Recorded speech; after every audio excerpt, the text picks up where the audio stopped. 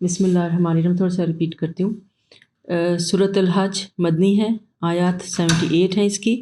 बिस्मिल्लाहिर्रहमानिर्रहीम। या अय्युहन्नास इत्तक़ू रब्बकुम इन्न ज़लज़लतस्साअति शैउन अज़ीम। ए लोगो, अपने रब से डरते रहो, बिलाशुबा क़यामत का ज़लज़ला बड़ी ही हौलनाक चीज़ है। इसका स्टार्ट भी बिल्कुल पिछली सूरत की तरह है।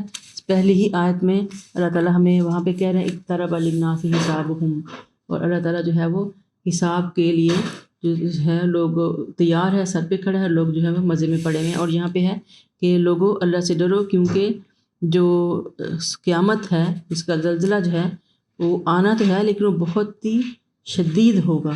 तो अल्लाह ताला हमें वार्न कर रहे हैं, यौमा तरौनहा तज़हलु कुल्लु मुर्दियतिन अम्मा अर्दअत व तदउ कुल्लु ज़ाति हमलिन हमलहा व तरन्नासा सुकारा वमा हुम बिसुकारा वलाकिन्न अज़ाबल्लाहि शदीद। उस दिन तुम देखोगे कि हर दूध पिलाने वाली अपने दूध पीते बच्चे को भूल जाएगी और हर हामिला अपना हमल गिरा देगी, और तो लोगों को मदहोश देखेगा, हालांकि वो मदहोश नहीं होंगे, बल्कि अल्लाह का अज़ाब बड़ा ही शदीद होगा।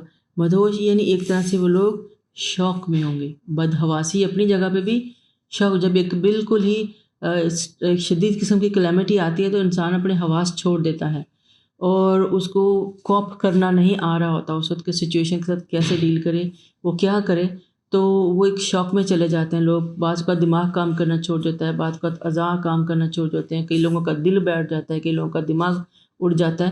तो अल्लाह ताला कहता है इतना कुछ हो जाएगा, इतना शदीद होगा कि आप लोग किसी को समझ भी नहीं आएगी कि हुआ क्या। फिर एक दूसरे के ऊपर ये गिरते पड़ेंगे। क्या करेंगे? कुछ लोग ऐसे हैं जो अल्लाह के बारे में इल्म के बगैर बहस करते हैं और हर सर की शैतान की जो है वो इत्तबा करने लगते हैं, और उनकी किस्मत में लिखा गया है कि जो शैतान को अपना दोस्त बनाएगा उसे गुमराह कर देगा और जहन्नम के अज़ाब की राह दिखलाएगा। लोगों, अगर तुम्हें दोबारा ज़िंदा होने में कोई शक है तो तुम्हें मालूम होना चाहिए कि हमने तुम्हें मिट्टी से पैदा किया, फिर नुतफ़ा से, फिर खून के लोथड़े से, फिर गोश्त की बोटी से जो मुनक्कश भी होती है, यानी जो बोटी तक जब पहुंचता है तो उसके नक्शो निगार जो है इंसान के बनने शुरू हो जाते हैं, और फिर नक्श के बगैर भी, ताकि तुम पर हम अपनी कुदरत को वाज़े कर दें। फिर हम जिस नुतफ़ा के मुतालिक चाहते हैं उसे रहमों में ख़ास मुद्दत तक जमाए रखते हैं, फिर तुम्हें बच्चा बनाकर निकालते हैं ताकि तुम अपनी भरपूर जवानी को पहुँचो। फिर तुम में से किसी की तो रूह कब्ज़ कर ली जाती है और किसी को बदतरीन उम्र यानी इंतहाई बुढ़ापे तक ज़िंदा रखा जाता है, ताकि वो सब कुछ जानने के बाद भी फिर कुछ ना जाने। और तुम देखते हो कि ज़मीन खुश्क पड़ी होती है, फिर जब हम उसके ऊपर मींह बरसाते हैं तो हरकत में आ जाती है और फूल गई और हर किस्म की पुरबहार चीज़ें उगाना शुरू कर देती है।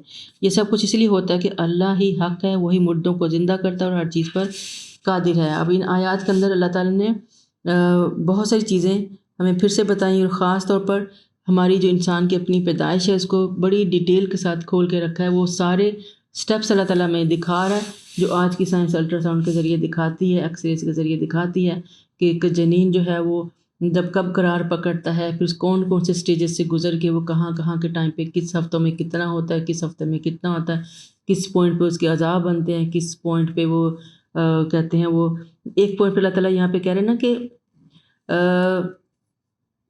जो उसको जो लोथड़ा होता है, खून का लोथड़ा होता है और बोटी बनती है, तो वो बिल्कुल उसकी शक्ल एक लीच की तरह जैसी होती है ना, जोंक जो होती है वैसी होती है, और वो दिखने में भी वैसे ही लगता है। और लीच का काम भी क्या होता है? खून चूसना, और ये भी माँ का खून चूस रहा होता है। तो सोचें जो बच्चे हमारे पैदा होते हैं या हम जिस तरह पैदा हुए, किस तरह अपनी माँ के जिस्म का खून तक चूस के बाहर आते हैं, उसकी हड्डियों की सारी ताकत ले के इस दुनिया में आते हैं। तो अल्लाह ताला कहता है कि ये मेरी कुदरत है, ख़ास तरीके से तुम लोग पैदा होते हो, और उसके बाद फिर मैं कुछ लोगों को तो बचपन में ले जाता हूँ, कुछ को जवानी भरपूर जवानी मिलती है, और कुछ लोग जो है इंतहा के बुढ़ापे तक पहुँचाता हूँ। और उस बुढ़ापे में क्या होता है कि वो कुछ ना जानने के बावजूद, यानी वो जानने के बाद भी कुछ ना जाने, यानी कि इंतहाई बचपन वाली एज में चले जाते हैं, उनके दिमाग छोटे हो जाते हैं और वो बहुत ही भोलापन में चले जाते हैं वापस, और फिर उनको उतनी ही ज़रूरत होती है इर्द गिर्द के लोगों की, उनका ख्याल रखें जैसे किसी एक बच्चे को होती है। तो ये अल्लाह ताला का पूरा एक सिस्टम है जो अल्लाह ताला ने हमें सिखाया, और साथ में ये भी बता दिया कि ये ऐसे ही है जैसे कि मैं सूखी ज़मीन के ऊपर जब पानी डालता हूँ तो हरी भरी होती है, फिर इसमें से खेतियाँ उगती हैं और फिर वो अपने फल देती है। इसी तरह मैं मुर्दों को फिर से ज़िंदा करूँगा, किसी शक में नहीं रहना, क्योंकि अल्लाह ताला हर चीज़ पे कादिर है। اور قیامت یقیناً آنے والی ہے، اس میں کوئی شک و شبہ نہیں ہے، اور اللہ تعالیٰ ضرور ان لوگوں کو زندہ کر کے اٹھائے گا جو قبروں میں ہیں، اور کچھ لوگ ایسے ہیں جو بغیر علم، ہدایت اور روشنی بخشنے والی کتاب کے اللہ کے بارے میں بحث کرتے ہیں اور تکبر کرتے ہیں، اپنا منہ موڑتے ہیں تاکہ دوسرے لوگوں کو اللہ کی راہ سے بہکا دیں۔ ایسے شخص کے لیے دنیا میں رسوائی ہے، اور قیامت کے دن ہم اس کو جلا دینے والے عذاب کا ذائقہ چکھائیں گے۔ بہت ہی ضروری ہے کہ ہمیں پتہ ہو کہ جو خدا نخواستہ اگر کوئی عمل ہم نہیں کر رہے، کوئی حکم ہم نہیں مان رہے، ٹالے جا رہے ہیں، اور بے شمار ہوں گے ایسے ہمارے اندر، تو آپ جو ہے دوسروں کو نہ گمراہ کریں، دوسروں کو گناہ اپنے سر پہ مت لیں۔ اگر کوئی کر رہا ہے تو اس کو یہ نہ کہیں۔ کئی دفعہ ہوتا ہے نا کہ ہم جو لوگ مثال کے طور پہ میں کہہ رہی ہوں کہ بھئی ہم کوئی پردہ نہیں کرنا چاہتا تو وہ کہتے ہیں کچھ نہیں ہو، تو ہم تعویلیں دیتے ہیں، حجتیں دیتے ہیں اپنے آپ کو سچا ثابت کرنے کے لیے یا جسٹیفائی کرنے کے لیے۔ تو ہم کو یہ نہیں پتا کہ جن لوگوں کو ہم کہہ رہے ہیں ہم تو شاید کل کو کر لیں، ان کا شاید اپنے ہمیشہ کے لیے بیڑا گرک کر دیا، ان کو آپ نے رخصت دے دی کہ ہاں بھی خیر فلانے نے کہا تھا ضرورت نہیں ہے تو کوئی بات نہیں۔ تو یہ ایک مثال ہے، ہم اس طرح کے کام بھی کرتے ہیں، تو اللہ تعالیٰ کے جو ہیں وہ رستے کسی کو نہیں ہٹانا چاہیے، دوسروں کے لیے رکاوٹ مت بنے۔ جو سیکھ رہا ہے صحیح بات سیکھنے دے، جو عمل میں لانا چاہتا ہے اس کو لانے دے۔ اللہ جب ہمیں ہدایت دے گا تو انشاءاللہ ہم بھی، ہمارے عمل میں بھی وہ آ جائے گی، اور ایسے لوگوں کو جو ہے اللہ تعالیٰ دگنے عذاب دے گا، دنیا میں بھی رسوائی ہوگی اور آخرت میں بھی رسوائی ہوگی۔ یہ تیرے ہی اپنے اعمال کا بدلہ جو تو نے آگے بھیجے، ورنہ اللہ اپنے بندوں پر کبھی ظلم نہیں کرتا۔ اور لوگوں میں کوئی ایسا بھی ہے جو کنارے پر کھڑا ہو کر اللہ کی عبادت کرتا ہے، اور اگر کچھ فائدہ ہو تو اسلام سے مطمئن ہو جاتا ہے، اور اگر کوئی مصیبت پڑے تو الٹا پھر جاتا ہے۔ اوکے، آیت نمبر سورۃ حج کی آیت نمبر ہم لے لیتے ہیں 5 کو، ٹھیک ہے؟ لمبی آیت ہے، یا ایھا الناس ان کنتم فی ریب من البعث فانا خلقناکم من تراب، ٹھیک ہے؟ یہ والی آیت ہے کہ لوگوں اگر تمہیں دوبارہ زندہ ہونے میں کوئی شک ہے تو تمہیں معلوم ہونا چاہیے کہ ہم نے تمہیں مٹی سے پیدا کیا، پھر نطفہ سے، پھر خون کے لوتھڑے سے، پھر گوشت کی بوٹی سے جو منقش بھی ہوتی ہے اور نقش کے بغیر بھی، تاکہ ہم تم پر اپنی قدرت کو واضح کر دیں۔ پھر ہم جس نطفہ کے متعلق چاہتے ہیں اسے رحموں میں ایک خاص مدت تک جمائے رکھتے ہیں، پھر تمہیں بچہ بنا کر نکالتے ہیں تاکہ اپنی بھرپور جوانی کو پہنچو۔ پھر تمہیں سے کسی کی روح ہے جو وہ قبض کر لیتی ہے، اور کسی کو بدترین عمر یعنی انتہائی بڑھاپے تک زندہ رکھا جاتا ہے، تاکہ وہ سب کچھ جاننے کے بعد پھر کچھ نہ کچھ جانے۔ اور تم دیکھتے ہو کہ زمین خشک پڑی ہوتی ہے، پھر جب ہم نے اس پر میم برسایا تو حرکت میں آتی ہے، پھول گئی اور ہر قسم کی پربہار چیزیں اگانا شروع کر دیتی ہے۔ اور یہ سب کچھ اس لیے ہوتا ہے کہ اللہ ہی حق ہے، وہی مردوں کو زندہ کرتا ہے اور وہی ہر چیز پر قادر ہے۔ تو یہاں اللہ تعالیٰ جو ہے اپنی بہت ساری نشانیوں کے اندر جو ایک عظیم ترین نشانی ہے، اللہ کی آیت ہے، وہ ہے ہماری اپنی پیدائش۔ تو اس کے سلسلے میں اللہ تعالیٰ بتا رہے ہیں کہ کون کون سی سٹیجز جو ہیں وہ جن سے انسان گزر کے قرار پاتا ہے، اور اس کے بعد پھر وہ کس کس عمر تک پہنچاتا ہے۔ تو پھر یہ ہے کہ اللہ تعالیٰ کہہ رہے ہیں کہ مٹی سے پیدا کہ سب سے پہلے تو یہ کہ ہم مٹی سے بنے ہیں، اور اس کے بعد پھر ہمیں خون کے لوتھڑے میں ٹرانسفر ہوتے ہیں، اور اس کے بعد وہ جو لوتھڑا ہے وہ گوشت کی ایک بوٹی سی بنتا ہے ماں کے رحم میں، اور اس کے بعد پھر پھر اس کے اوپر جو منقش بھی ہوتی ہے اور کبھی نہیں بھی، اور منقش یعنی اس کے اوپر جو فیچرز آنے شروع ہو جاتے ہیں۔ پھر اللہ تعالیٰ کہتے ہیں کہ جس کو ہم چاہتے ہیں اسے اپنی قدرت سے اسے رحموں میں خاص مدت تک جمائے رکھتے ہیں، یعنی جس کو دنیا میں آنا ہوتا ہے وہ رہتا ہے، جس کو نہیں آنا ہوتا اللہ تعالیٰ اس کے جانے کا وسیلہ کر دیتا ہے۔ اور اس کے بعد کیا کرتا ہے اللہ تعالیٰ کہ جب وہ بچہ مکمل ہو جاتا ہے تو دنیا میں آتا ہے اور پھر اپنی جوانی کو، بھرپور جوانی کو پہنچتا ہے۔ یہ اللہ کی مرضی سے ہوتا ہے۔ پھر اللہ تعالیٰ کہتے ہیں کبھی کسی کی تو روح قبض کر لی جاتی ہے، یعنی وہ اپنی جوانی میں یا اور دھیڑ عمری میں چلے جاتے ہیں دنیا سے، لیکن کچھ ہیں جن کو اللہ تعالیٰ ایک بدترین عمر اللہ تعالیٰ کہہ رہے ہیں اس کو، جو ایکسٹریم بڑھاپا ہوتا ہے وہ بدترین عمر ہی ہوتی ہے۔ اللہ تعالیٰ سے جب بھی لمبی عمر کی دعا مانگے اپنے ساتھ صحت بھی مانگا کریں۔ اگر صحت نہیں تو اس عمر کا کرنا کیا، اور اگر اس کے اندر نیک کمال نہیں تو اس عمر کو کرنا کیا ہے جو صرف اپنے لیے بھی بوجھ ہے اور دوسروں کے لیے بھی بوجھ ہے، نہ دماغ کام کا نہ جسم کام کا، تو ایسی لمبی عمر لے کے کرنا کیا ہے۔ تو اللہ تعالیٰ جس کو خود بدترین کہہ رہا ہے سوچیں وہ کتنی بدترین ہوگی۔ تو تاکہ وہ سب کچھ جانے کے بعد پھر کچھ نہ جانے، یعنی جب انسان ایکسٹریم بڑھاپے پہ چلا جاتا ہے تو وہ بالکل ایک بچے کی حالت میں آ جاتا ہے۔ تو اللہ تعالیٰ کہتے ہیں کہ تم یہ بھی دیکھتے ہو کہ جو زمین ہے وہ خشک پڑی ہوتی ہے، اور جب اس پہ ہم پانی برساتے ہیں تو وہ پھر سے ہری بھری ہوتی ہے، کھیتیاں اگاتی ہے، پھل پودے اگتے ہیں۔ تو اسی طرح جو ہے ہم کل شیء قدیر ہیں، اور ہم ہر چیز کو حق کے ساتھ دوبارہ زندہ کو پیدا کرنے کے اوپر قدرت رکھتے ہیں، اور یہ ہماری زندگی کی مثال اللہ تعالیٰ نے ہمارے سامنے رکھ دی۔ اور پھر یہ کہ بے شک قیامت آنے والی، اس میں کوئی شک و شبہ نہیں ہے، اور اللہ تعالیٰ ضرور ان لوگوں کو زندہ کر کے جو قبروں میں سے اٹھائے گا۔ جو مر گئے ہیں وہ یہ نہ سمجھیں کہ قیامت جن کے اوپر آئے گی، جو آخری قوم ہوگی وہی قیامت کو بھگتے گی، نہیں، جو پہلے دن سے لے کے آخر تک ابھی تک جو مر چکے ہیں، جو مرنے والے ہیں، جو وہ سب کے سب قیامت کو بھگتیں گے، اٹھائے جائیں گے، ان کو پھر سے کھڑا کیا جائے گا۔ اور اللہ تعالیٰ کہہ رہے ہیں کہ وَمِنَ النَّاسِ مَن يُجَادِلُ فِي اللَّهِ بِغَيْرِ عِلْمٍ وَلَا هُدًى وَلَا کِتَابٍ مُنِيرٍ، اور کچھ لوگ ایسے ہیں جو بغیر علم، ہدایت، روشنی بخشنے والی کتاب کے اللہ کے بارے میں بحث کرتے ہیں۔ اور ایسے ہوتے ہیں بہت سے لوگ جو اپنی ہی ایک منطقیں لڑا کے لوگوں کو راہ حق سے دور کرتے ہیں، اور از راہ تکبر حق سے اپنا پہلو موڑتے ہیں تاکہ دوسروں کو اللہ کی راہ سے بہکا دیں۔ اور ایسے شخص کے دنیا میں بھی رسوائی ہے اور قیامت کے دن بھی، اور جس دن ہم کو جلا دینے والے عذاب کا ذائقہ چکھائیں گے، عذاب الحریق، جس میں سخت قسم کی آگ میں جلائے جائیں گے۔ ایسے لوگ جو اپنے گناہوں کا بھی بوجھ اٹھاتے ہیں، دین کا مذاق اڑاتے ہیں اور لوگوں کے ساتھ شامل ہوتے ہیں ایسے مذاق میں، اور ان کو دیکھ کے بہت سے لوگ اور جو ہیں وہ بددل ہوتے ہیں اور دین کی بہت سی چیزوں کو عمل کرنے میں ہٹ جاتے ہیں۔ اور کچھ لوگ جو ہوتے ہیں مذاق میں ایسے بڑے بڑے احکامات کو جو ہیں وہ چٹکی میں اڑا جاتے ہیں اور لوگوں کو دلیلیں اور حجتوں سے ثابت کرتے ہیں کہ کچھ نہیں ہوتا، یا چھوٹی چھوٹی چیزیں ہیں، چھوڑو۔ کئی دفعہ ہم یہ بات آ گئی، یہ ان کو لے لو، آئی بروز کو ہی لے لو، تو کہتے ہیں یار کچھ نہیں ہوتا، چھوٹی سی چیز ہے، بڑے بڑے کام کر لو۔ تو اس طرح کے جو رویے ہوتے ہیں نا لوگوں کو، آپ نے خود نے تو جو کرنا ہی کرنا ہے، دوسروں کو بھی خراب کر رہے ہوتے ہیں۔ تو اپنی چھوٹی چھوٹی باتوں کا بھی خیال رکھنا چاہیے کہ کون سی چیزیں ہیں جو کل کو ہمارے خلاف استعمال ہو جائیں گی۔ اور اللہ تعالیٰ کہتے ہیں کہ یہ جو تیرے ہی اپنے مال کا بدلہ ہے، یعنی جو آپ بھگتیں گے، آپ کے عذاب، یا جتنے بھی عذاب اللہ نے رکھے ہیں وہ ہمارے اپنے اعمال کے بدلے ہوں گے جو ہم خود یہاں اس دنیا میں کر کے اپنے لیے آگے سٹور کر رہے ہیں۔ یہ تو پتہ نہ کہ ہم جو بھی کریں اچھا یا برا لکھا جا رہا ہے اور ہمارے منہ پہ مارا جائے گا۔ تو اللہ تعالیٰ کہتے ہیں میں ظالم نہیں ہوں، کل کو مجھے الزام مت دینا۔ اور لوگوں میں کوئی ایسا بھی ہے جو کنارے پہ کھڑا ہو کر اللہ کی عبادت کرتا ہے، اور اگر کچھ فائدہ ہو تو اسلام سے مطمئن ہو جاتا ہے، اور اگر کوئی مصیبت پڑ جائے تو الٹا پھر جاتا ہے۔ تو حضرت ابن عباس جو ہیں وہ اس آیت کی متعلق کہتے ہیں کہ شان نزول یہ ہے کہ کوئی آدمی مدینہ میں آتا اور مسلمان ہو جاتا، پھر اس کی عورت بچے جنتی اور اس کی گھوڑیاں بچے دیتی، تو کہتا ہے یہ دین تو بڑا اچھا ہے، یعنی بڑی برکت ہے، میں جب سے اسلام میں آیا ہوں میں پھل پھول رہا ہوں، میرے گھر میں اولاد بھی آ رہی ہے اور میری جو گھوڑیاں وہ بچے جان رہی ہیں، میں بہت ترقی کر رہا ہوں، یعنی مال و دولت میں اضافہ ہو رہا ہے اس کا۔ لیکن اگر کوئی اس کی عورت، یعنی اگر کوئی چیز رک جاتی ہے، بچے ہونے رک جائیں یا کوئی گھوڑیاں بچے نہ دیں، تو کہتے ہیں یہ دین بڑا ہی خراب ہے۔ تو ہم کبھی بھی جو ہے وہ اچھائی کا کریڈٹ تو دے لیتے ہیں، برائی کا کریڈٹ آرام سے جو ہے نا سارا اللہ کے سر پہ ڈال دیتے ہیں، دین کے سر پہ ڈال دیتے ہیں۔ تو اللہ تعالیٰ کہتا ہے یہ آپ کے اپنے کرتوت ہیں۔ تو جو لوگ غلطیاں کرتے ہیں، گناہ کرتے ہیں، وہ ان کی اپنی کرتوت ہوتے ہیں، ہر چیز کا ذمہ دار دین نہیں ہوتا۔ اور ایسے لوگ جو ہے نا کنارے پہ کھڑے ہو کے کرنے کا مطلب یہ ہے کہ اسلام یا دین ایمان اندر نہیں اترا ہوتا ان کے، وہ بس اتنا فائدہ لینے کے لیے آتے ہیں، جب تک فائدہ ملتا ہے وہ دین میں رہتے ہیں، اس کے بعد مکر جاتے ہیں۔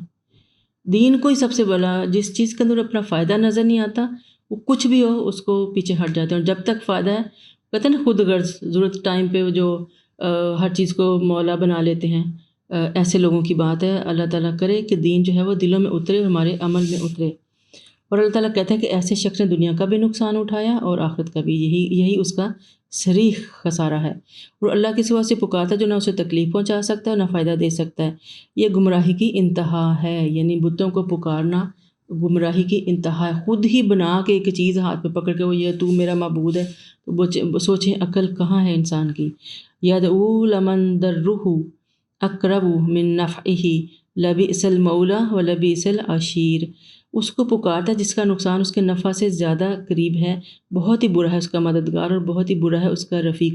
عشیر جو ہوتا ہے وہ ایسا رفیق ہوتا ہے جو کہ بہت ہی قریب کا ایک جو ولی اور دوست ہوتا ہے کسی کا نا، اس کو عشیر کہتے ہیں۔ اللہ تعالیٰ کہتا ہے کہ ایسا جو دوست ہے وہ آپ کے بہت ہی برا ہے، ایسی دوستی جو آپ کو بھی زیادہ نقصان دے گی اور کم نفع دے گی، اور نفع تو صرف دنیا میں ہی ہے، آخرت میں تو صرف نقصان ہے۔ ان اللہ یدخل الذین آمنوا، اور اللہ تعالیٰ جو ایمان لاتے ہیں ان کو، نیک کام کرتے ہیں ان کو کیا کرتا ہے؟ داخل کرتا ہے۔ کہاں؟ عامل الصالحات جنات تجری من تحتها الانہار، ایسے باغات میں داخل کرے گا جس میں نہریں بہ رہی ہوں گی۔ ایک بڑی خوبصورت ڈسکرپشن ہے، موسٹ آف دا ٹائم ہم دیکھیں گے جب بھی آتا ہے جنت کا ذکر، اللہ تعالیٰ اس کے ساتھ میں نہروں کا ذکر کرتا ہے۔ یعنی امیجن کریں نا، اپنے گھر میں میری ایک دوست ہوتی تھی، تو ان کے گھر میں گئی ایک دفعہ، تو انہوں نے بڑا اچھا بنایا ہوا تھا اپنے گھر کے اندر، گارڈن کے اندر، یہ رانچز میں ہی ایک بڑی اچھی کی ایک پانی کی اسٹریم سی بنائی ہوئی تھی جو گزرتی تھی گارڈن کے اندر سے، اور اس اسٹریم کے اوپر انہوں نے اپنا پرگولا لگا کے سٹنگ ایریا بنایا ہوا تھا، تو ایک برج کو کراس کر کے جا کے وہاں بیٹھتے تھے، تو ارد گرد پھول پودے تھے، بڑا خوبصورت۔ تو کبھی بھی جب میں یہ پڑھتی ہوں تو میرے دماغ میں اس طرح کی آتی ہیں کہ ایسے باغات ہیں، اس کے اندر خوبصورت پھول پودے، باغ، رنگ برنگ پرندے چرندے، پھل، سب نظر آ رہا ہے، موسم اچھا ہے، ہوائیں چل رہی ہیں، خوبصورتی ہے، بیوٹی ہے، خوشبو ہے۔ پھر آپ جہاں بیٹھے ہیں آپ کے نیچے پانی بھی گھوم رہا ہے، ہم پانی کتنا پسند کرتے ہیں، پانی دیکھنے کے لیے ہم کن بیچز پہ جاتے ہیں، تو پانی ہمیشہ انسان کو اچھا لگتا ہے پانی کو دیکھنا، تو اللہ تعالیٰ کہتا ہے وہاں پہ نہریں ہوں گی، نہریں بہہ رہی ہوں گی، اس کے اوپر باغ ہوں گے، باغیچے ہوں گے، اور پھر اللہ تعالیٰ کہتا ہے کہ بلا شبہ اللہ جو چاہتا ہے وہی کرتا ہے، اور جو شخص یہ خیال کرتا ہو کہ اللہ تعالیٰ دنیا اور آخرت میں اس کی مدد نہیں کرے گا اور دوسروں کی طرف رجوع کرے، تو اسے چاہیے کہ آسمان تک ایک رسی لٹکائے، پھر اسے کاٹ ڈالے اور دیکھے کہ کیا اس کی تدبیر اس چیز کو دفع کر سکتی ہے یا اسے غصہ دلاتی ہے۔ یہ اللہ تعالیٰ کی ایک اور مثال ہے کہ ایسے لوگ جو ہیں وہ صرف اپنا کھمبے ہی نوچتے ہیں اور ان کے پاس کوئی دلیل نہیں ہے، صرف اپنی ہواؤں کے اوپر جو ہے وہ اپنی باتیں رکھ کے لوگوں کو بہکاتے ہیں اور خود بھی بہکے رہتے ہیں۔ ان کی مدد یہ ہے اللہ کے سوا کوئی نہیں کر سکتا، کسی کی بھی۔ وَكَذَلِكَ أَنزَلْنَاهُ آيَاتٍ بَيِّنَاتٍ وَأَنَّ اللَّهَ يَهْدِي مَن يُرِيدُ، اور اس طرح کی واضح آیات سے ہم نے قرآن کو نازل کیا ہے، اور اللہ یقیناً ہدایت اسے ہی دیتا ہے جسے وہ چاہتا ہے۔ إِنَّ الَّذِينَ آمَنُوا وَالَّذِينَ هَادُوا وَالصَّائِبِينَ وَالنَّصَارَى وَالْمَجُوسَ وَالَّذِينَ أَشْرَكُوا إِنَّ اللَّهَ يَفْصِلُ بَيْنَهُمْ يَوْمَ الْقِيَامَةِ إِنَّ اللَّهَ عَلَىٰ كُلِّ شَيْءٍ شَهِيدٌ۔ وہ لوگ جو ایمان لائے، یعنی ایماندار مسلمان ایمان والے لوگ، ہادو اور جو یہودی ہوئے، وہ صابین جو صابی تھے، اور عیسائی اور آتش پرست اور مشرک، جو اللہ تعالیٰ سب کے درمیان قیامت کے دن فیصلہ کر دے گا، کیونکہ اللہ تعالیٰ ہر چیز پر حاضر و ناظر ہے۔ اللہ تعالیٰ آج بھی سب کچھ دیکھ رہا ہے، اللہ تعالیٰ اس دن بھی سب کے سامنے لا کے رکھ دے گا۔ تو اس کے اندر مسلمان جو آمنو ہیں وہ ہیں جو ایمان لائے، اور جن لوگوں نے ایمان لائے اللہ کے اوپر، چاہے وہ کس بھی نبی کی امت تھے، وہ مسلمان ہی ہوتے ہیں، وہ ایمان والے ہی ہوتے ہیں۔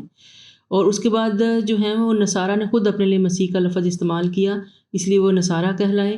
اور اس کے بعد آگے جو یہود ہیں وہ کہتے ہیں کہ اسرائیل کے جو تھے، حضرت یعقوب کا جنہیں اسرائیل کہا جاتا ہے، ان کے 12 بیٹے تھے، اور ان کا ایک بیٹے کا نام جو ہے وہ غالباً یہودا تھا، جہاں سے آگے اسی قبیلہ کے نام پر لوگ، اسرائیلی لوگ آسا تھا یہودی کہلانے لگے، تو یہاں ان کو یہودیوں سے ان کا تعارف کرایا گیا ہے۔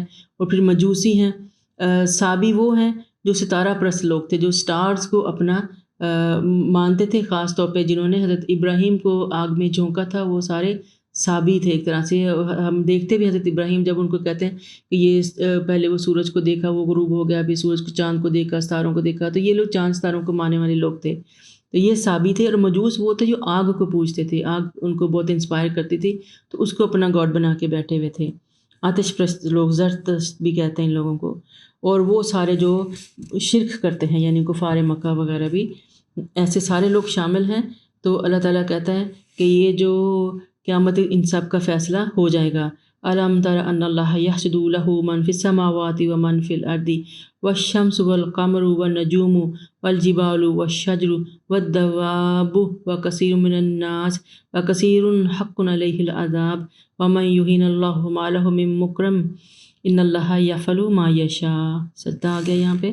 کیا تم دیکھتے نہیں کہ جو کچھ آسمانوں میں ہے اور جو کچھ زمین میں ہے، وہ سورج، چاند، ستارے، پہاڑ، درخت، چوپائے اور لوگوں کی کثیر تعداد اللہ تعالیٰ کے حضور سر بسجود رہتے ہیں، اور بہت سے لوگ ایسے بھی ہیں جو عذاب کے مستحق ہو چکے ہیں، جسے اللہ ذلیل و خوار کرے اسے عزت دینے والا کوئی نہیں، اور بلا شبہ وہی کچھ کرتا ہے جو وہ چاہتا ہے۔ اب یہاں سے ایک اللہ تعالیٰ نے جو پیچھے بتایا، جو ڈیفرنٹ قوموں کے نام لیے اللہ تعالیٰ نے، جس کے اندر مومن بھی ہیں، جس کے اندر کافر بھی ہیں، جس کے اندر یہودی بھی ہیں، نصارہ بھی ہیں، مجوسی بھی ہیں، اب اور جنہوں نے چاند ستاروں سب کو اپنی اپنی گاڈ بنایا ہوا تھا، اللہ تعالیٰ کہہ رہے ہیں کہ یہ جو خاص طور پہ یہاں چاند ستارہ سورج والوں کا ذکر کیا گیا، کہ تاکہ جان لیں کہ اصل میں تو یہ سارے ہی اللہ کی مخلوق ہیں، کیونکہ یہ سب اللہ کو سجدہ کرتے ہیں۔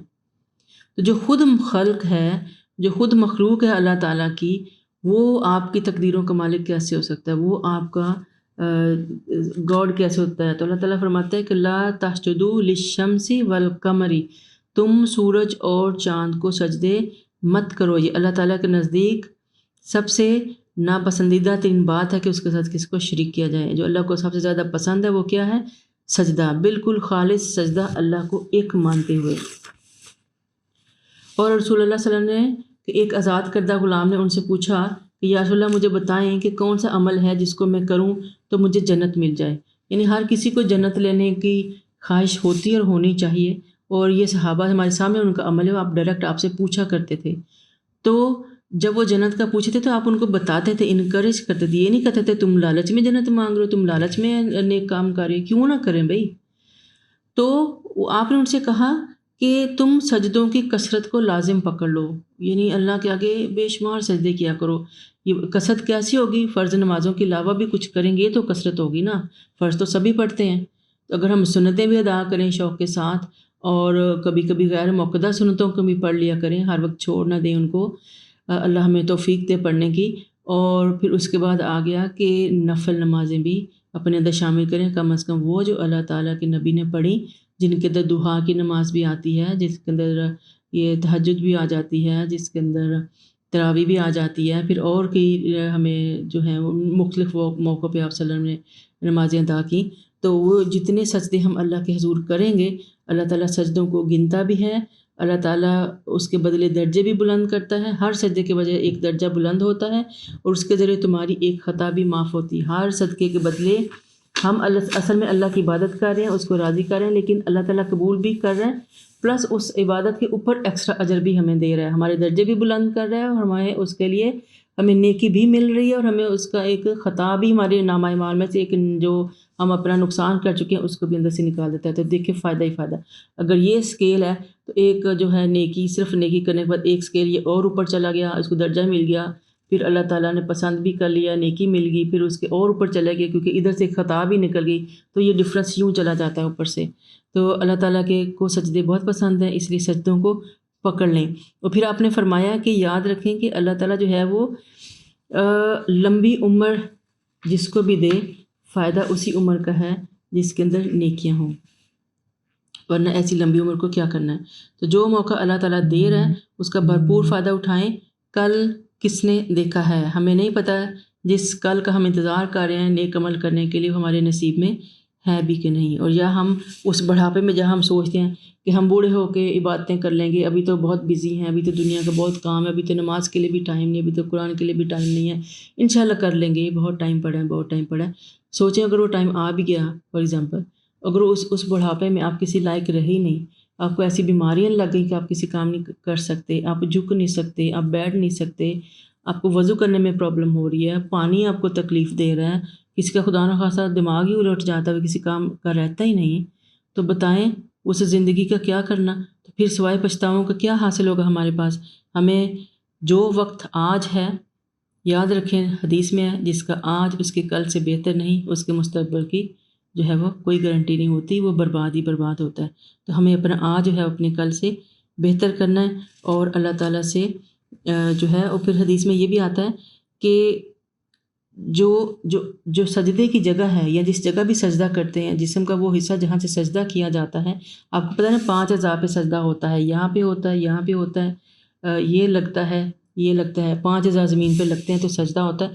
تو کہتے ہیں کہ سجدے کی جگہ کو آگ نہیں چھوئے گی. سجدے کی جگہ وہ جہنم میں بھی شخص چلا جائے گا نا کسی اور بدعمالیوں کی وجہ سے، لیکن جہاں جس مقام پہ وہ سجدہ کرتا رہا اس جگہ کو آگ اپنی جو ہے وہ نہیں چھوئے گی.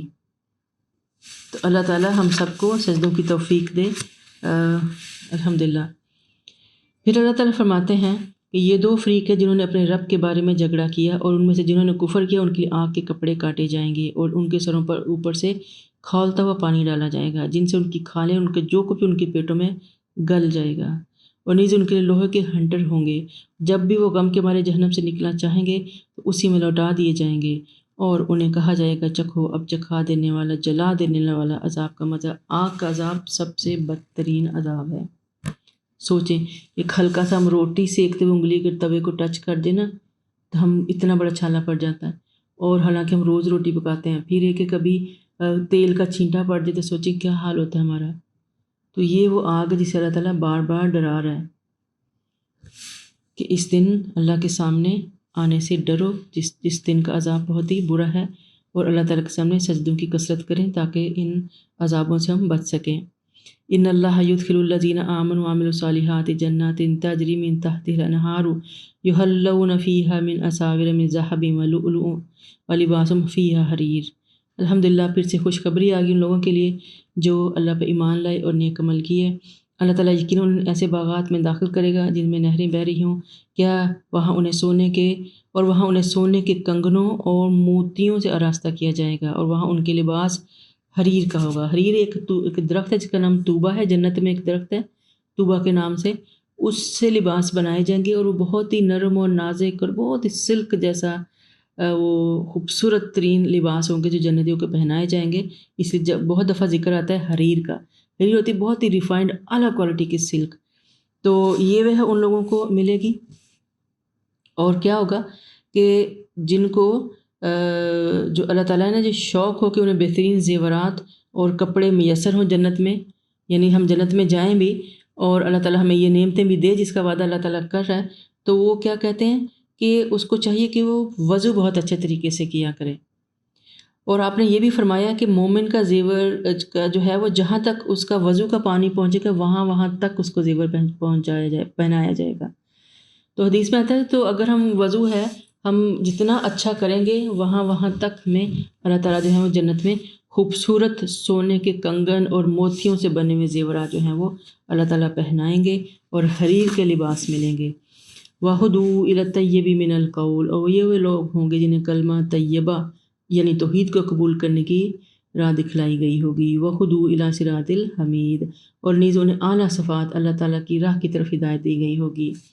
ان الذین کفروا، اور اس کے بعد دوسری مثال آ گئی، وہ لوگ جنہوں نے کفر کیا، وَیَصُدُّونَ عَن سَبِیلِ اللّٰہ، اور لوگوں کو اللہ کی راہ سے ہٹاتے ہیں۔ یہ بہت ہی بار بار آ رہا ہے اور یہ بہت بری چیز ہے، اس کا ہمیں بہت خیال رکھنا چاہیے کہ ہم جو بھی کرتے ہیں اپنے عملوں کے ذمہ دار تو ہیں ہی، ہمیں دوسروں کے عملوں کا بوجھ نہیں اٹھانا، ہمیں ان کو اللہ کی راہ سے نہیں روکنا۔ وہ یہ لوگ کیا کرتے تھے کہ مسجد حرام میں جانے سے روکتے تھے، اور ہم نے دیکھا کہ انہوں نے کیا کیا تھا کہ مسلمانوں کو ہجرت سے پہلے بھی اور ہجرت کے بعد بھی بیت اللہ میں عبادت سے روکتے تھے، اور پھر جب مسلمان مدینہ سے عمرہ کے لیے آئے تو صلح حدیبیہ کے موقع پر بھی انہیں عمرہ سے روک دیا۔ تو اللہ تعالیٰ ان کو وارن کر رہا ہے کہ جو کوئی ازاہ ظلم مسجد حرام میں کجروی اختیار کرے، ایسے لوگوں کو ہم المناک عذاب چکھائیں گے۔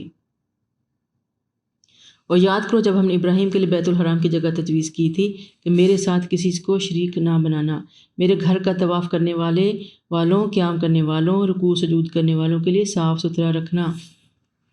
یہ اللہ تعالیٰ نے حضرت ابراہیم علیہ السلام کو جو ہے خاص ہدایت دی تھی کہ جب یہ گھر بن جائے تو پھر آپ نے کرنا کیا ہے اس کے ساتھ۔ وہ کیا تھا کہ اس کے اندر آپ نے شرک نہیں کرنا، نہ ہی کسی کو کرنے دینا ہے، اور جہاں پہ جو طواف کرنے والے لوگ آئیں گے یعنی حاجی اور وہ کرنے والے، اور ان کے لیے اس گھر کو صاف ستھرا رکھنا ہے۔ تو اللہ کے گھر کو جو صاف ستھرا رکھنا ہے وہ اللہ تعالیٰ کو بہت عزیز ہے، اور مفسرین کہتے ہیں کہ جو اللہ کے گھر کی جو صفائی ہے وہ اس کا ادب میں شامل ہے، اور یہ ہر مسلمان کا فریضہ ہے کہ اس کے اندر شامل ہے، اس کے انتظام میں اس کی شرک سے پاک ہو، اس کی ظاہری صفائی کا خیال کیا جائے، اور اس کو عبادت کی جگہ بنا رہنے دی جائے، اور اس کو صاف ستھرا رکھا جائے۔ اور نیز یہ کہ لوگوں میں حج کا عام اعلان کر دو، اور تمہارے پاس ہر دور دراز مقامات سے پیدل چھریرے بدن کے اونٹوں پر سوار ہو کر آئیں گے تاکہ لوگ وہ فائدے مشاہدہ کریں جو یہاں ان کے لیے رکھے گئے ہیں، اور جو جانور ہم نے عطا کیے ہیں ان پر مقرر دنوں میں اللہ کا نام لیں اور ذبح کریں، پھر انہیں خود بھی کھائیں اور تنگ دست محتاجوں کو بھی کھلائیں، پھر اپنا میل کچیل دور کریں اور اپنی نظریں پوری کریں، اور بیت العتیق یعنی اللہ تعالیٰ کے گھر کا طواف کریں۔ یہ تھا تعمیر کعبہ کا مقصد، اور جو شخص اللہ کے حرام احترام والی چیزوں کی تعظیم کرے یہ بات اس کے رب کے ہاں اس کے لیے بہتر ہے۔ نیز تمہارے لیے چوپائے حلال کیے گئے ہیں سوائے ان کے جو تمہیں بتلائے جا چکے ہیں، لہٰذا اصنام کی گندگی سے بچو اور فضول اور ٹیڑھی باتوں سے بھی بچو۔ اب اس کے اندر ہمیں پورا جو حج کا جو اللہ تعالیٰ کے گھر کی جو تعمیر تھی اس کا مکمل مقصد ہمارے سامنے آ گیا۔ نمبر اللہ ایک جو ہے وہ اللہ کے گھر کے اندر شرک نہیں ہونا چاہیے، مشرکین کو وہاں سے ہم دیکھتے ہیں فتح مکہ کے بعد ہٹا دیا جاتا ہے۔ پھر اللہ تعالیٰ فرماتے ہیں کہ یہاں پہ صفائی رکھنی چاہیے. اور پھر حج کے جو باقی اللہ تعالیٰ نے قربانی کا یہاں پہ ذکر آ جاتا ہے. اور یہاں پہ آگے جو دن ہے گنتی کے دن، اور وہ دن گنتی کے دن کیا ہے؟ حج کے یعنی ذوالحجہ کے پہلے 10 دن اللہ تعالیٰ کے نزدیک بہت ہی قابل احترام ہے، افضل ترین دن ہیں. ان دنوں میں کیا ہوا ہر نیک کام کے درجات بے شمار ہوتے ہیں، اور ان دنوں میں کیا گیا جو نیک عمل ہے اللہ کو بہت ہی پسند ہے. اور ان دنوں میں کثرت سے اللہ تعالیٰ کا ذکر کرنے کا حکم دیا گیا، حاجی ہوں یا نان حاجی. حاجی تو ایک سٹ اپنی عبادت کے اندر ہوتے ہیں، وہ سے سب کچھ کرے تو جنہیں کرنا ہوتا ہے. لیکن جو نان حاجی ہیں ان کے لیے بھی یہی ہے کہ ان دنوں میں اللہ تعالیٰ کا قرب حاصل کریں. یہ بہترین دن ہے، ان میں صدقہ کریں، خیرات کریں، ان کے اندر روزے رکھیں، اور ان کے اندر بڑھ بڑھ کے نیکیوں کے کام کریں، کیونکہ ہر نیکی کا اجر یہاں پہ بہت ہی بڑھ جاتا ہے. پھر اللہ تعالیٰ کہتے ہیں کہ حنفاء للہ غیر مشرکین بہ، اللہ کے لیے یکسو ہو جاؤ اور اس کے ساتھ کسی کو شریک نہ بناؤ. ومن یشرک باللہ، اور جو کسی کو اللہ کے ساتھ شریک بنائے گا، فکأنما خر من السماء فتخطفہ الطیر او تہوی بہ الریح فی مکان سحیق، کہ جو شخص اللہ کے ساتھ کسی کو شریک بنائے تو ایسے جیسے آسمان سے گرے، پھر اسے ایک پرندے اچک لیں یا ہوا کسی دور دراز مقام میں پھینک دے. یعنی ایسے بندے کا کوئی حال حوال نہیں ہوگا، اللہ کو اسے کوئی پرواہ نہیں کہ وہ کہیں غیر جگہ پہ جا کے اس کو کوئی بھی اٹھا کے پھینک دے. تو اللہ تعالیٰ نے جو ہے انسان کو اشرف المخلوقات بنایا ہے. اب اگر وہ اللہ کے سوا کسی اور کے آگے جھکے تو گویا ایک بلند ترین مخلوق سے وہ ایک پست ترین مخلوق کے آگے وہ جھک گیا، وہ نیچے گر گیا. اپنی جگہ انسان نے خود ہی چھوڑ دی. جو چیزیں اللہ نے اس کے لیے مسخر کی ہیں، جو اس کے تابع کی، ابھی ہم پڑھتے آ رہے ہیں کہ ہوائیں بھی اللہ نے انسان کے تابع کی تھی ایک موقع پہ، پہاڑ بھی تابع کیے، پرندے بھی تابع کیے، چاند سورج یہ ساری اللہ تعالیٰ کہتے ہیں روشن نشانیاں انسان کی فائدے کے لیے پیدا کی. یہ سارے اللہ تعالیٰ نے ہماری سروس کے لیے پیدا کیے، اور ہم انہیں لوگوں کو اپنا الہ بنا لیتے ہیں. تو اس سے زیادہ بدبختی کیا ہوگی؟ تو اللہ تعالیٰ کہتا ہے پھر یہ ایسا ہی ہے جیسے کہ انسان اوپر سے نیچے کو پھینک دیا جائے اور گڑھے میں گر جائے وہ. تو یہ سب امور قابل اجتناب ہیں، ایسا نہیں کرنا چاہیے. اور جو شاعر اللہ کی تعظیم کرے تو یہ لوگوں کے تقویٰ سے، دلوں کے تقویٰ سے متعلق ہے. تمہیں ان قربانی کے جانوروں سے ایک مقررہ وقت فائدہ اٹھانے کا حق ہے، پھر ان کے ذبح کی جگہ بیت العتیق کے پاس ہے. ہم نے ہر امت کے لیے قربانی کا ایک طریقہ مقرر کر دیا ہے تاکہ جو جانور ہم نے عطا کیے ہیں وہ اللہ کا نام لے لیا کریں. تمہارا الہ صرف ایک الہ ہے، لہٰذا اسی کے فرما بردار بنو. اے نبی، آپ عاجزی کرنے والوں کو بشارت دے دیجیے. اب قربانی کرنے کا طریقہ اللہ تعالیٰ بتا رہے ہیں کہ جانور کو کس طرح ذبح کرنا ہے اور کہاں کرنا ہے، اور جانوروں کو آپ جو ہیں وہ استعمال کر سکتے ہیں جب تک ان کی قربانی نہیں ہو. حالانکہ آپ نے ان کے اوپر نام بھی لے لیا قربانی کا، تو تب بھی اگر آپ ان سے کوئی اور کام لے رہے ہیں تو وہ لیتے رہ سکتے ہیں. اس کے بعد آتا ہے کہ ان لوگوں کو جب اللہ کا ذکر کیا جائے تو ان کے دل دہل جاتے ہیں، اور کوئی مصیبت پہنچے تو اس پر صبر کرتے ہیں اور نماز قائم کرتے ہیں، اور جو کچھ ہم نے دے رکھا ہے اس میں سے خرچ کرتے ہیں. اور قربانی کے اونٹوں کو ہم نے تمہارے لیے شاعر بنا دیا ہے جس میں تمہارے لیے بہتری ہے، لہذا ذبح کے وقت انہیں صف بستہ کھڑا کر کے ان پر اللہ کا نام لو. پھر جب ان کے پہلو زمین پر ٹک جائیں تو انہیں کھاؤ، اور قناعت کرنے والے کو اور مانگنے والوں کو بھی کھلاؤ. اور ہم نے انہیں اس طرح تمہارے لیے مسخر کیا ہے تاکہ تم شکر گزار بن جاؤ. اچھا، اللہ تعالیٰ جو ہے وہ عید الاضحیٰ کے موقع پہ جو ہم قربانیاں کرتے ہیں وہ سنت موقدہ ہیں. تو گھر کے تمام افراد کی جانب سے ایک قربانی کافی ہوتی ہے. گائے کی قربانی میں 7 افراد اور اونٹ کی قربانی میں 10 افراد شریک ہو سکتے ہیں. 1 سال کا بھیڑ کا بچہ بھی قربانی کے جانور کے لیے جائز ہے. ایام تشریق میں بھی قربانی کی جا سکتی ہے.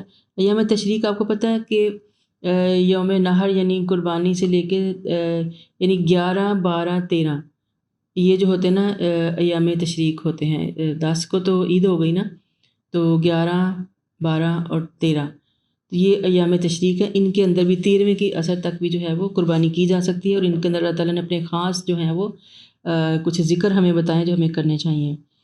اور یہ کہ قربانی کا جانور اور جس کو نماز پہلا یوم بہت افضل ہے، یعنی عید والے دن قربانی کریں تو سب سے بہتر ہے. اور پھر نماز عید سے پہلے کی گئی قربانی قبول نہ ہوگی. قربانی ہر حال میں نماز عید کے بعد ہی کرنی چاہیے.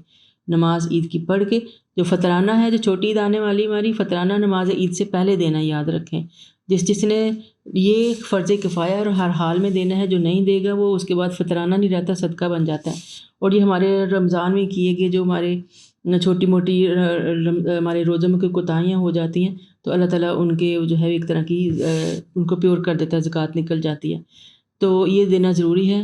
اور اس کو عید کی نماز سے پہلے نکال دیں، جو بھی آپ کو سمجھ ہوگی آپ کرتے ہیں، اس چیز کا دھیان کر لیجئے۔ لیکن جو قربانی ہے وہ عید کی نماز کے بعد ذبح کی جاتی ہے۔ حاجی کے علاوہ جسے قربانی کرنی ہو وہ ذوالحجہ کا چاند دیکھنے کے بعد قربانی کرنے تک ناخن اور بال نہ کاٹے، یعنی یہ قربانی کے بھی ایٹیکیٹس آگے ہمارے پاس کہ جب ذوالحجہ کا چاند نکلنا، جب اعلان ہوتا ہے ذوالحج کا، اس دن سے لے کے قربانی کرنے تک جو نان حاجی تو کرتے ہی ہیں، ہم لوگ بھی جنہوں نے قربانی کرنی ہو کہ اللہ تعالیٰ کی راہ میں، ان کو چاہیے کہ جسم کے بال نہ اتاریں، نہ کاٹیں اور ناخن بھی نہ کاٹیں۔ یہ ہم ایک طرح سے اپنے آپ کو ڈیووٹ کر رہے ہوتے ہیں اتنے دنوں کے لیے اللہ تعالیٰ کے لیے، کیونکہ آپ کو پتہ ہے کہ بڑے ہوئے ناخن اور بڑے ہوئے بال انسان کو انکمفرٹیبل کرتے ہیں، اننیسیسری چیزیں، تو اس کے لیے یہ بڑی ایک آزمائش کا ٹائم ہوتا ہے جو صاف ستھرے لوگ ہیں، تو بہتر ہے کہ یہ ٹائم آنے سے پہلے اپنا یہ سارے کام کر لیں تاکہ 10 دن آپ آرام سے نکالیں اور پھر قربانی کرنے کے بعد اپنا کاٹیں ان چیزوں کو۔ پھر یہ بھی معلوم ہوا کہ قربانی کا جانور ذبح کرتے ہوئے بسم اللہ اللہ اکبر کہنا چاہیے۔ اور ایک بات یہ بھی اللہ تعالیٰ کہہ رہے ہیں کہ مجھے تمہارا تقوی پہنچتا ہے، خون نہیں چاہیے، یعنی جب آپ خون بہاتے ہیں تو جو آپ کے اندر ایک اخلاص نیت ہے نا، اس سے قربانی ذبح کریں اللہ کی رضا کے لیے، اور نہ اپنے جو سنت پوری کریں ابراہیمی، اس کے اندر ریا نہیں ہونی چاہیے، مجبور ہو کے دنیا داری کر کے ایسے کام جو ہیں وہ شو بازی کر کے نہیں کرنے چاہیے۔ اللہ تعالیٰ کو تقوی پسند ہے، اور اللہ تعالیٰ کہتا ہے کہ اس طرح اس نے تمہارے تابع کیا تاکہ اللہ نے تمہیں راہ دکھائی ہے۔ اب اونٹ کو ذبح کرنا جو ہے وہ بہت ہی بڑا اور مشکل کام ہے، تو اللہ تعالیٰ نے یہاں پہ پورا اس کا طریقہ بتا دیا کہ اونٹ کو کیسے ذبح کریں تو آپ کے لیے بہتر ہوگا۔ اور پھر اللہ تعالیٰ جو ایک بات اور بھی یہاں پہ پتہ چلتی، قربانی کا ذکر ہو رہا ہے، آج کل ایک بڑا ٹرینڈ چل جاتا ہے جو ہی قربانی کا ٹائم آتا ہے، تو یہ جو فتنہ صفت لوگ ہوتے ہیں نا، یہ جو ادھر ادھر مل کے یہ جو بنے ہوئے تھے آج کل کے، یہ کیا کرتے ہیں، کوئی نہ کوئی شوشہ چھوڑ دیتے ہیں اور کہتے ہیں کہ وہ فلانا غریب ہے، مر اس کے علاج کے لیے پیسے دے دو، اس سے پہلے آپ قربانی کرنے سے بہتر ہے کہ اس کو دے دو، وہ اس کی بچی کی شادی ہونے والی چاہیے، قربانی کرنے سے بہتر اس کی شادی کرا دو۔ کوئی کہتا ہے حج پہ جانے سے بہتر ہے یہ کر دو۔ نہیں بھئی، ہر چیز کی اپنی جگہ ہے، اور جب آپ کو اللہ نے دیا ہوا ہے تو آپ جو آپ کے پاس ہے اس میں سے دے دو نا۔ جو چیزیں اللہ نے رکھی ہوئی ہیں، سرٹن چیزیں، سرٹن ایکٹس جو ہمیں کرنے عبادت کی طرح، آپ ان کے اندر کریں گے، وہی ڈنڈیاں ماریں گے تو پھر ہم ان کے جیسے نہیں ہو جائیں گے جو ہم پیچھے پڑھتے آئے ہیں کہ جب وہ کچھ چیزیں اللہ کے لیے مقرر کرتے ہیں حصہ اپنی پیداوار کا، کچھ اپنے بتوں کے نام پہ، اور جب کمی کرنے کا ٹائم آتا ہے تو اللہ والے کھاتے میں سے نکالتے ہیں، بتوں والا سلامت رکھتے ہیں، تو ہم میں ان میں کیا فرق رہ جائے گا؟ جب اللہ تعالیٰ کہتا ہے قربانی کرو اور آپ کر سکتے ہو تو پھر قربانی ہی ہوتی ہے، اس کا اجر، قربانی کا اجر اپنی جگہ قائم ہے۔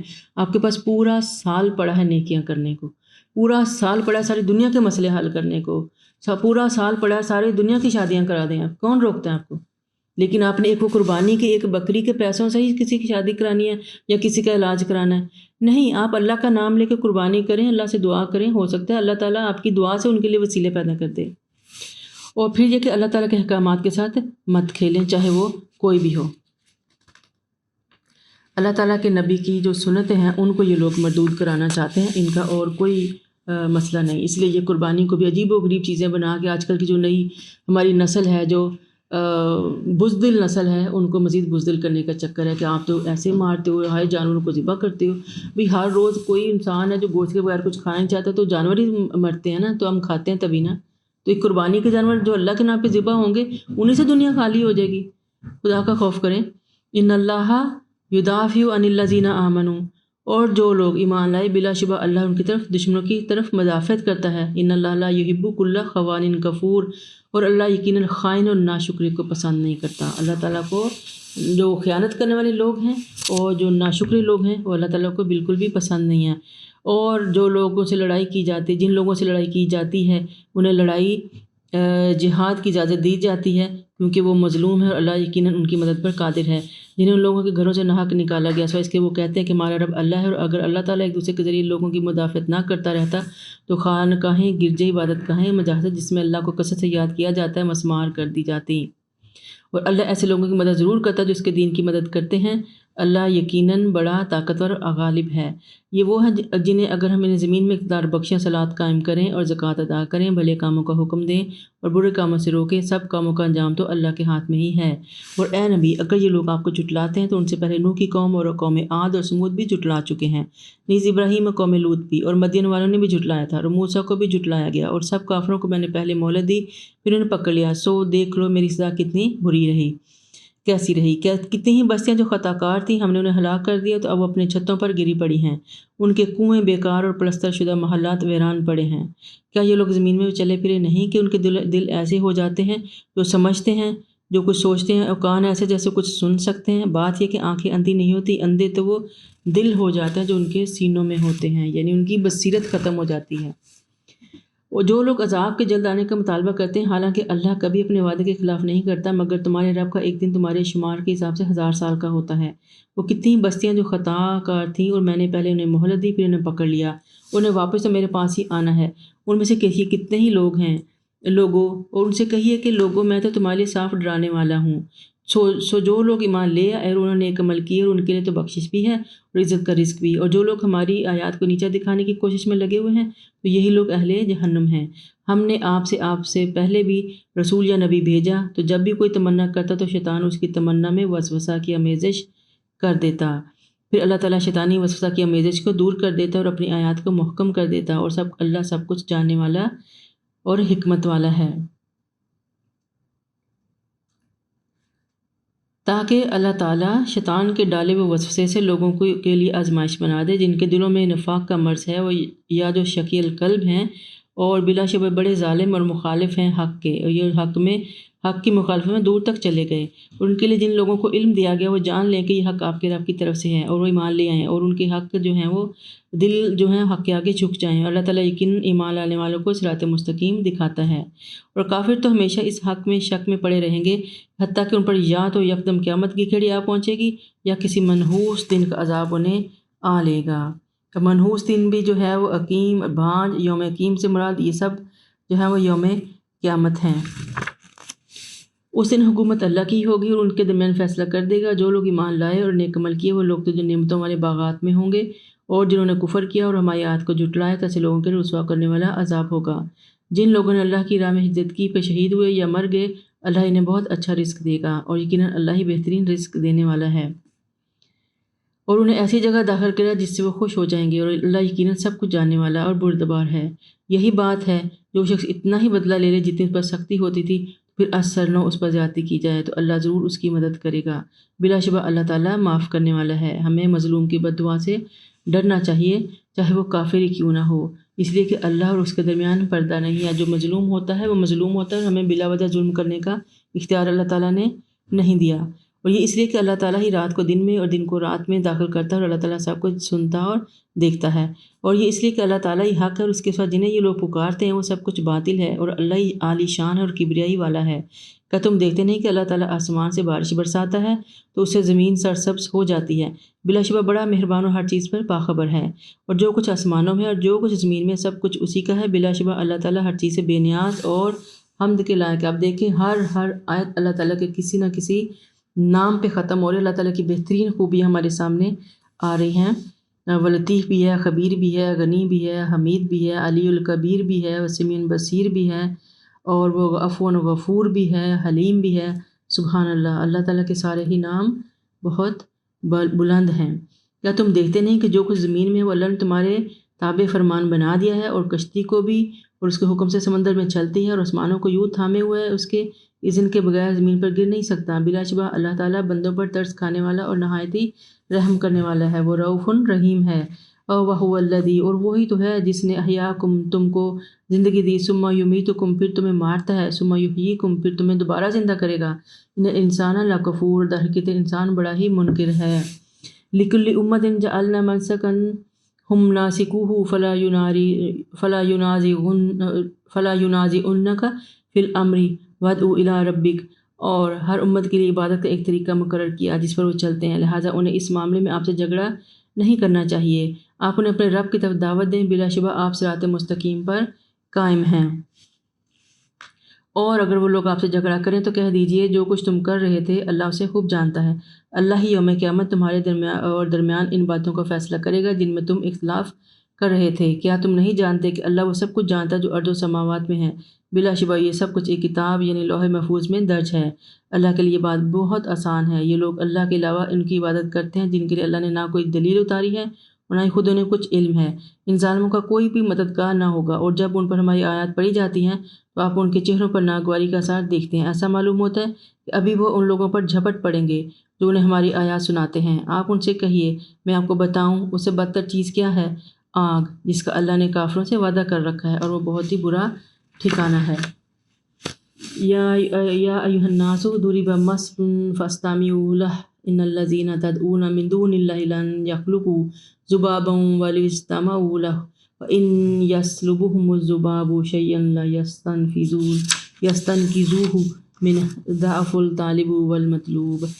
لوگوں تم میں سے ایک مثال بیان کی جاتی ہے، اسے ذرا غور سے سنو۔ جن لوگوں کو تم اللہ کے سوا پکارتے ہو، وہ اگر سارے اکٹھے بھی ہو جائیں تو بھی ایک مکھی بھی پیدا نہیں کر سکتے، اور اگر مکھی ان میں سے کوئی چیز لے جائے تو اس سے وہ چھڑا بھی نہیں سکتے، اور چاہنے والا بھی ضعیف ہے اور جسے مدد طلب کی جا رہی ہے وہ بھی ضعیف ہے۔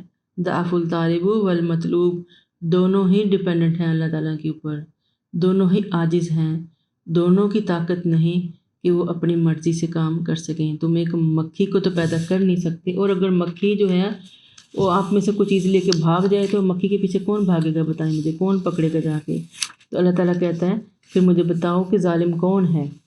اللہ تعالیٰ فرماتا ہے کہ اس سے ظالم کون ہوگا جو میری تخلیق کو کرنا چاہتا ہے۔ اگر میں کسی میں واقعی قدرت ہے تو ایک ذرہ یا ایک دانہ یا ایک جو ہی پیدا کر کے دکھا دے۔ دنیا میں جو بھی کچھ بنا رہے ہیں ہم، وہ کسی نہ کسی چیز سے بنتا ہے۔ تو اللہ تعالیٰ واحد ہے جو وہ بنا سکتا ہے بہت سی چیزیں فرام نتھنگ۔ ان لوگوں نے اللہ کی قدر پہچانی ہی نہیں جیسا کہ پہچاننا چاہیے تھی۔ اللہ بڑا ہی طاقتور ہر چیز پر غالب ہے۔ اللہ پیغام رسانی کے لیے فرشتوں میں سے بھی رسول چن لیتا ہے، ان لوگوں سے بھی جو بے شک اللہ سب کچھ جاننے والے دیکھنے والے ہیں۔ وہ جانتا ہے جو کچھ اس کے سامنے ہے اور وہ بھی جو ان سے اوجل ہے، اور تمام معاملات اللہ کی طرف ہی لوٹائے جاتے ہیں۔ یا ایھا الذین آمنوا ارکعوا واسجدوا واعبدوا ربکم وافعلوا الخیر لعلکم تفلحون وجاہدوا فی اللہ حق جہادہ هو اجتباکم وما جعل علیکم فی الدین من حرج ملۃ ابیکم ابراہیم هو سماکم المسلمین من قبل وفی ھذا لیکون الرسول شہیدا علیکم وتکونوا شہداء علی الناس فاقیموا الصلاۃ وآتوا الزکاۃ واعتصموا باللہ هو مولاکم فنعم المولی ونعم النصیر۔ خوبصورت ماشاءاللہ اور احکامات سے بھری ہوئی ہماری ٹریننگ کرتی ہوئی بہترین آیت ہمارے سامنے ہے، آیت نمبر 78، آخری آیت ہے سورت کی۔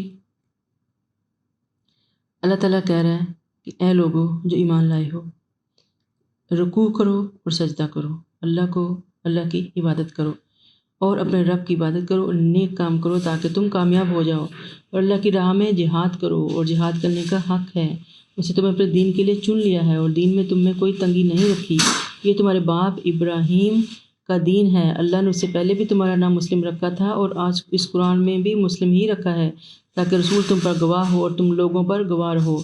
لہذا نماز قائم کرو، زکوٰۃ ادا کرو اور اللہ کے دین کو مضبوطی سے تھامے رکھو، وہی تمہارا کارساز ہے، وہ کیسا ہی اچھا کارساز اور کیسا ہی اچھا مددگار ہے۔ اب دیکھیں اللہ تعالیٰ اس میں کہہ رہا ہے کہ دین جو ہے ہمارے لیے آسان رکھا ہے۔ تو پہلی بات یہ کہ مسلم، ہمارا نام کیا ہے؟ ہم مسلم ہیں، ٹھیک ہے؟ اس بحث میں نہیں پڑھنا کس فرقے میں ہیں، ہم کیا ہیں، ہم سب سے پہلے مسلم ہیں، باقی سب گھڑی ہوئی چیزیں ہیں۔ انسان سب کچھ ہوتے ہوئے اگر اپنے آپ کو اللہ کے لیے خالص نہ کرے تو بہت ہی خسارے کا سودا ہے۔ اور اخلاص جو ہے وہ مکمل سبمیشن جو ہوتی ہے اسلام کے اندر، وہ اپنا آپ اللہ کے سپرد کر دینا پورے خلوص کے ساتھ ہی اصل اسلام ہے۔ اللہ نے دین میں کوئی تنگی نہیں رکھی، لا اکراہ فی الدین۔ وضو میں تنگی اگر انسان محسوس کرتا ہے تو اللہ تعالیٰ نے اس کی جگہ تیمم کی سہولت دے دی ہمیں۔ سفر میں مشکل ہوتا ہے نمازیں ادا کرنی، اللہ نے قصر کی سہولت دے دی۔ اگر کھڑے ہو کر نہیں پڑھ سکتے، معذوری ہے، مجبوری ہے، بیماری ہے، تو بیٹھ کے نماز پڑھ لو، بیٹھ کے نہیں پڑھ سکتے تو لیٹ کے پڑھ لو۔ پھر اللہ تعالیٰ نے مریض کے لیے روزے چھوڑنے کی سہولت دی ہے۔ پھر اللہ تعالیٰ نے صدقات کی کتنی سہولتیں دی ہیں، کتنی آپشن دی ہیں، کتنے طریقے دیے ہیں کہ ہم کیسے کیسے صدقہ کر سکتے ہیں، حتیٰ کہ ہمارا اسے کے لیے مسکرا کے دیکھنا، یعنی صدقے کا مطلب صرف یہ نہیں کہ پیسے ہی خرچ کریں، کسی کو اچھی نصیحت کرنا بھی صدقہ ہوتا ہے، کسی کو راہ دکھانا صدقہ ہوتا ہے، کسی کے کام آ جانا صدقہ ہوتا ہے، کسی کی چھوٹی سی فیور کر دینا بھی، یہ سب صدقہ آتے ہیں، صدقہ نیکی ہوتی ہے۔ تو اللہ تعالیٰ نے کتنی آپشنز دے دی ہمیں تاکہ ہم ہر روز اگر ہم صرف سبحان اللہ ہی کہتے جائیں تو دیکھیے یہ بھی ہمارے کھاتے میں نیکیاں ہیں۔ پھر اللہ تعالیٰ نے زکوٰۃ ہے وہ سال میں ایک دفعہ فرض کیا، اور وہ بھی آپ سارا سال جتنی مرضی عیش کریں، جتنا مرضی خرچ کریں، لاکھوں کروڑوں خرچ کریں، کوئی حساب نہیں ساری چیز کا۔ جو آپ کے پاس بچ گیا اور اس کے اوپر ایک سال پڑا رہ گیا، اس کے اندر سے اللہ تعالیٰ کہتا ہے کہ مجھے 2.5% جو ہے وہ زکوٰۃ نکال دو۔ سوچیں آسانی ہے کہ نہیں؟ اگر اللہ تعالیٰ ہر روز ہر مہینے کی تنخواہ پہ آپ سے کہتا کہ اتنے نکالتے جاؤ نکالتے جاؤ، اور جو بھی خرچے اس کا اتنا نکالو، اللہ تعالیٰ بڑھا کے بھی لگا سکتا تھا۔ اللہ تعالیٰ نے ہمارے لیے بہت آسانی کی، اور زکوٰۃ اس میں سے مانگی جو پورے ایک سال سے آپ کے پاس اسپیئر پڑا ہے۔ پھر یہ بھی کہ اللہ تعالیٰ نے حج بھی سال میں ایک دفعہ ہمارے اوپر زندگی میں ایک دفعہ کیا، وہ بھی صاحب استطاعت، اور استطاعت کی کچھ کنڈیشنز ہیں جس کے اندر آپ کے پاس عاقل ہونا، آپ کے اوپر بالغ ہونا، آپ کا مسلمان ہونا، آپ کے پاس اتنا زیادہ راہ ہو، اتنا خرچہ ہو کہ آپ حج کی جو ایک لمبا سفر ہے اس کا خرچہ اٹھا سکیں، آپ کے پاس صحت ہو، تو آپ کو حج ایک دفعہ زندگی میں فرض کیا گیا۔ یہ سہولت ہے کہ نہیں؟ پھر دیکھیں عورت کے اندر ایک اور کنڈیشن اندر ڈال دی، کیونکہ عورت زیادہ مجبور ہوتی ہے، اور اس کے اندر ہے کہ اگر اس کا محرم ساتھ ہے کہ نہیں۔ تو یہ رخصتیں اللہ تعالیٰ نے دی ہیں۔ اور پھر یہ کہ نماز کے اندر اللہ تعالیٰ نے کتنی آسانی کی کہ نماز کا وقت کو ایک ڈیوریشن بتائی ہے، کسی کا 1 گھنٹہ ہے، کسی کا 2 بنتا ہے، کسی کا 2.5 بنتا ہے، اور کوشش یہ ہونی چاہیے کہ اول وقت میں پڑھی جائے، لیکن اگر نہیں پڑھ پائے فار اینی ریزن تو آپ کے پاس ایک بریکٹ مل جاتی ہے تاکہ آپ نماز کو ادا کر سکیں۔ تو اللہ تعالیٰ نے ہمارے لیے بہت سی آسانیاں پیدا کی ہیں، تو اللہ تعالیٰ کی ان آسانیوں کا شکر کرنا چاہیے، دین کو بوجھ نہیں سمجھنا چاہیے۔ جو لوگ دین کو لے کے چلنا شروع کر دیتے ہیں، جو لوگ نماز پڑھنا شروع کر دیتے ہیں، مجھے یقین ہے اور آپ سب کو بھی پتہ میں کیا کہہ رہی ہوں، دین اور نماز ان کے لیے آسان ہو جاتی ہے، انہیں پتہ بھی نہیں چلتا، ان کی ہیبٹ بن جاتی ہے۔ اندر سے ایک آواز اٹھتی ہے کہ نماز کا ٹائم ہو رہا ہے، اور آپ فوراً سے پہلے جا کے وقت سے پہلے جا کے وضو کر کے بیٹھے ہوتے ہیں۔ سبحان اللہ، جو ہی آپ وضو کرتے ہیں آپ عبادت میں داخل ہو جاتے ہیں، چاہے اس وضو کے بعد آپ آدھا گھنٹہ باقی کام کرتے رہیں، آپ اس عبادت میں چلے جاتے ہیں۔ تو اللہ تعالیٰ کا شکر ہے، اس نے ہمیں اپنے دین میں پیدا کیا، دین میں وسعت رکھی، ہماری آسانیاں رکھی، ہمارے لیے اس دین کو قابل عمل بنایا۔ الحمدللہ۔ سبحانک اللہم و بحمدک، نشہد ان لا الہ الا انت، نستغفرک و نتوب الیک۔